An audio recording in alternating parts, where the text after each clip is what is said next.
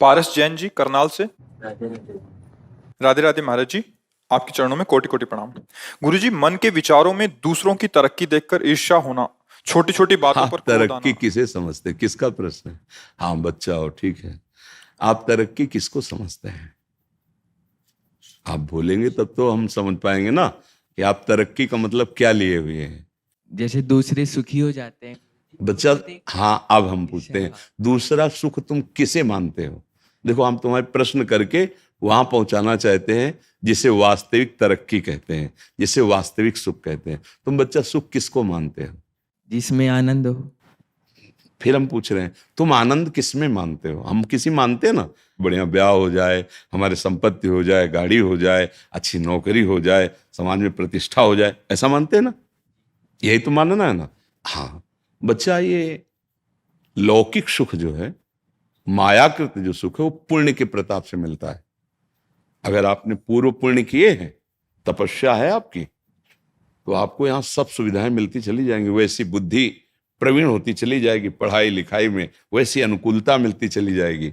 और यदि आपका पूर्व पुण्य नहीं है तो आप प्रयास करेंगे और बाधा आपके सामने खड़ी होती चली जाएगी। आप पढ़ लिख गए, नौकरी नहीं मिल रही, या आप बहुत पढ़ाई में उत्साह रखते हैं लेकिन अनुकूल ट्यूशन नहीं मिल रहा, अनुकूल हमारी व्यवस्था नहीं हो पा रही।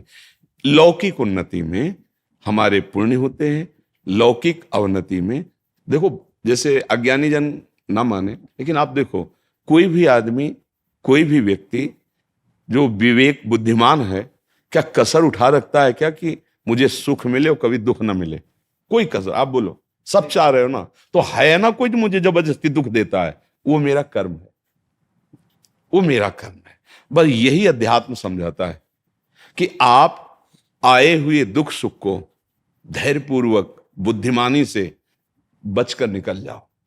और भजन एक ऐसी वस्तु है, भगवान का नाम जप, भगवान की लीलाओं का गायन श्रवण और दूसरों में भगवत भाव करके सेवा, ये आपकी बाधा रूपी जो पाप कर्म है उनको भस्म कर देगा।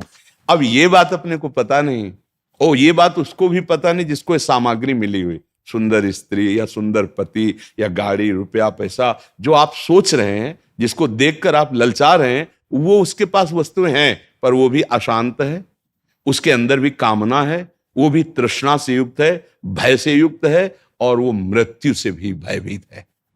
तो भैया कहां सुख हुआ? जो अशांत है तो वो कहां? वो किसी और को देख रहा है। आप देख रहे हैं तो वो किसी और को देख रहा है, वो किसी और को देख रहा है। मतलब आप ऐसे, चूंकि आप बच्चा हो, अभी सबसे मिले नहीं, हम बचपन से बाबा जी रहे तो सबसे मिलके देखा है। वैभव है और राक्षसी वृत्ति है, शराब पीना और बहुत से व्यभिचार आदि प्रवृत्तियां, उसे वो सुख मान रहे हैं। अगर मानो होता, जैसे अपने लोगों को मन समझाता है कि ये सब वैभव, तो वो क्यों रोते हमारे सामने आके? वो क्यों हमसे प्रार्थना करते? क्योंकि हम तो बाबा जी, खाने की व्यवस्था नहीं, कपड़े ठीक नहीं, तो वो तो वैभव संपन्न है, हजारों उनके नौकर हैं, सारी व्यवस्था। जब वो गाड़ी से आए थे, 5-6 गाड़ियां उनके साथ थी और उनके अंग रक्षकों सब ऐसे थे, पर वो ऐसे बात कर रहे थे कि हृदय लग रहा था शास्त्रों में जो लिखा है वो सत्य लिखा है। अनुभव में बच्चे थे तब भी शास्त्र, बस इसीलिए बुद्धि पुष्ट होती चली गई। नहीं नहीं, उस वस्तु को जानना, उस वस्तु को प्राप्त करना है, जिसको प्राप्त करने के बाद कुछ भी चाह नहीं रह जाती। तो बच्चा, भगवान का नाम आपके जो उन्नति में बाधक है उनको नष्ट कर देगा। हमारे जो रसिकाचार्य महापुरुष हैं, उन्होंने कहा है, राधा वल्लभ भजत भज भली भली सब होए, जीते विनायक शुभ अशुभ, विघ्न करे नहीं कोय, विघ्न करे नहीं कोय, डरे कलिकाल कष्ट भय, हरे सकल संताप, हरसि हरि नाम जपत जय। वो विजय को प्राप्त हो जाता है।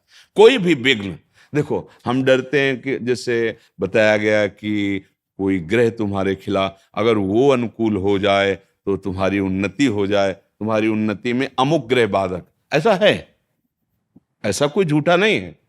ज्योतिष शास्त्र सत्य है, ग्रह नक्षत्रों का प्रभाव हमारे ही कर्म से विपरीत और अनुकूल होगा, वो ऐसे नहीं है।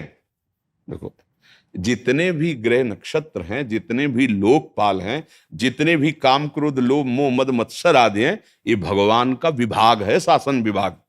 आप अभी अभी आप देखो, कानून के अनुकूल चलो ना तो आपका सहयोग करेंगे, और कानून के प्रतिकूल चलो तो वही थप्पड़ मारेंगे, नहीं मारेंगे।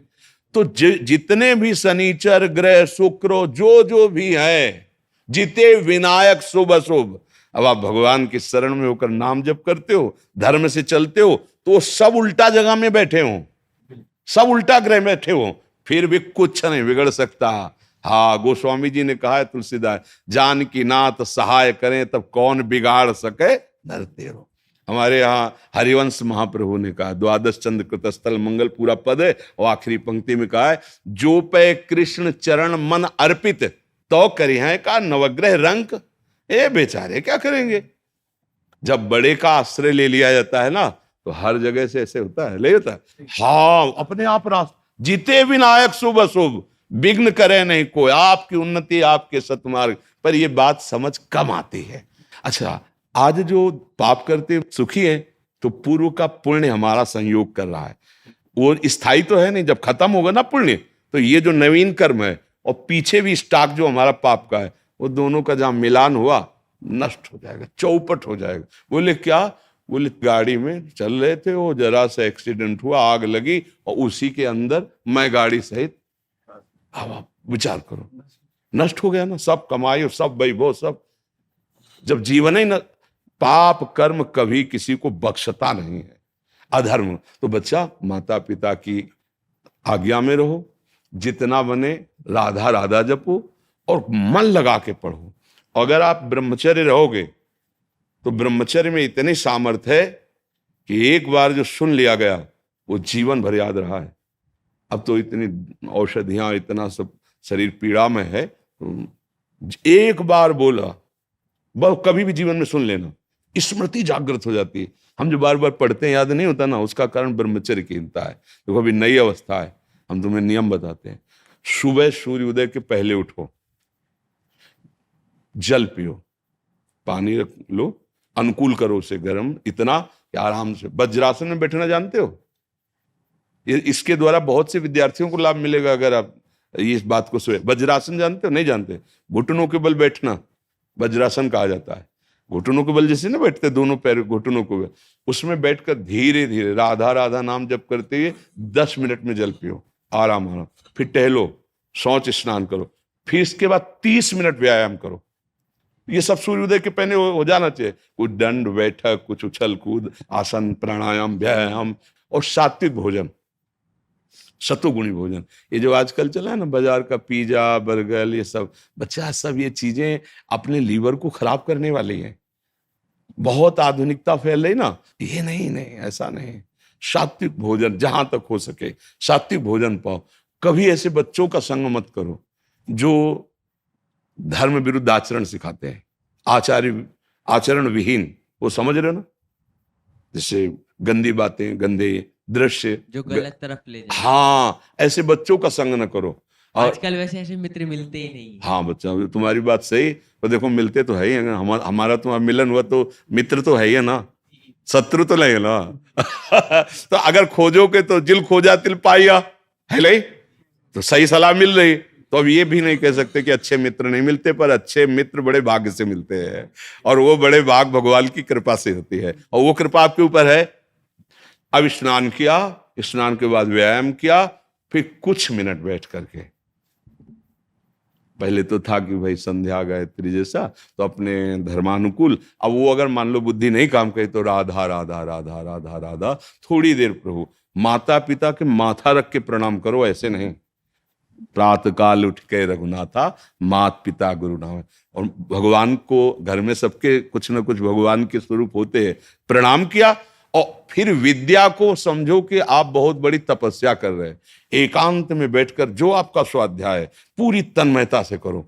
आप देखो बढ़ते हो कि नहीं बढ़ते, शरीर स्वस्थ, संयमी पुरुष, और अपने जो कर्तव्य कर्म को, जैसे आप विद्यार्थी तो आपका वो कर्तव्य, नियमित रूप से आप अपनी दिनचर्या बना लो। आप खुद देखोगे कि जीवन कैसे उन्नति हो? जीवन उन्नति का तात्पर्य सत्य मार्ग में चलना, हृदय आनंदित रहना। वही देशभक्त हो सकता है, वही समुदाय को सुख प्रदान कर सकता है, वही लोगों को तार सकता है। संयम से नहीं है, अपना ही हृदय जल रहा है, तो फिर कोई पद कोई भी वो मंगलदायक नहीं होगा।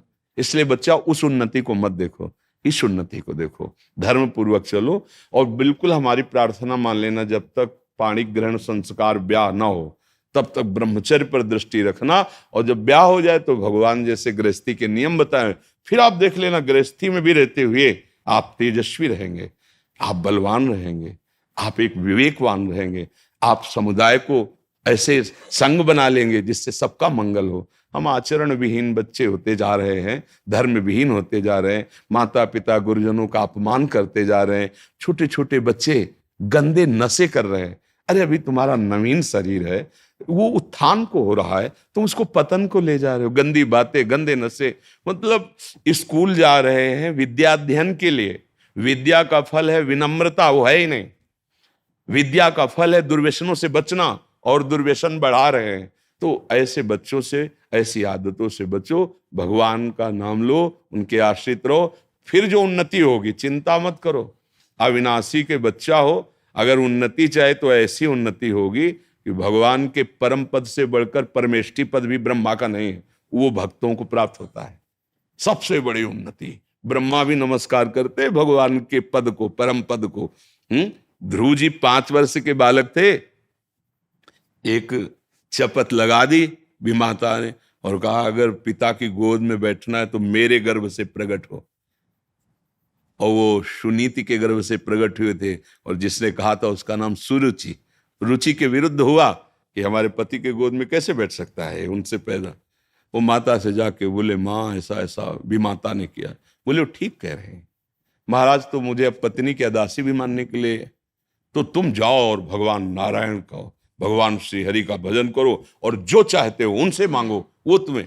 आज भी बड़े बड़े ऋषि मुनि उस पद की परिक्रमा करते हैं जिसमें ध्रुव जी विराजमान है। ध्रुव जी अटल अटल पदवी, 5 वर्ष के बालक ने वो पदवी प्राप्त की कि सब आज वंदना करते हैं। तो अपने लोग क्या नहीं प्राप्त कर सकते? हाँ, जो ध्रुव जी भगवान के हैं वही हम भी तो हैं, हम अपने सब है ना। हम क्या कर रहे हैं? हम अधर्म गलत आचरणों में फंसकर ऊंचाई पर चढ़ना चाहते हैं। अगर गंदे आचरण कर रहे हो, अधर्म कर रहे हो, आपकी उन्नति हो रही तो हर्षित मत होना। जैसे होता है ना, किसी को छठ में चढ़ा जाए तो वो सोच रहा है बहुत ऊपर नहीं चढ़ रहे, ऐसी जगह से पटके जाओगे किसी काम के नहीं रहोगे। और धर्म से चल रहे हो, दीपक की तरह प्रकाश हो रहा है, कुल परंपरागत चलता रहेगा। धर्म को बहुत सावधानी से, और हम तुमको धन्यवाद देते हैं कि इतने छोटे बच्चे होकर आप जीवन की उन्नति मंगल के लिए आप चिंतित हैं। आपको ऐसा ही अपने मित्रों को भी सिखाना चाहिए जो आपके मित्र तो बने। ऐसे हैं जी, मेरे 3-4 दोस्त ऐसे हैं जो गलत तरफ ले जाते हैं, नहीं, गलत बस बात करते हैं। दूर रहना, दूर, बहुत बहुत। हम प्रायः कोई ऐसा दिन नहीं जाता जिस दिन ये चर्चा न करें कि हमारी नवीन पीढ़ी अब मर्यादा रहित होती चली जा रही है, और वही नवीन पीढ़ी तो हमारा भविष्य है। अरे भाई, स्कूल में जब पढ़ते थे सब एक ही लाइन में तो बैठते थे, कोई महात्मा बना, कोई डॉक्टर बना, कोई पदाधिकारी बना, वही तो वहीं से तो सब बनते हैं। तो हाँ, इसलिए हमारा भविष्य, हमारे देश का भविष्य, हमारे धर्म का स्वरूप वहीं जागृत होता है। कक्षा 1 से लेकर के, और जो पढ़ाई होती है ना, उसी में सब होते हैं। डॉक्टर, मास्टर और नेता, संत, महात्मा उसी में सब होते हैं। अगर आचरण पवित्र हो गए तो उठे, और आचरण गिर गए तो फिर गिर गए।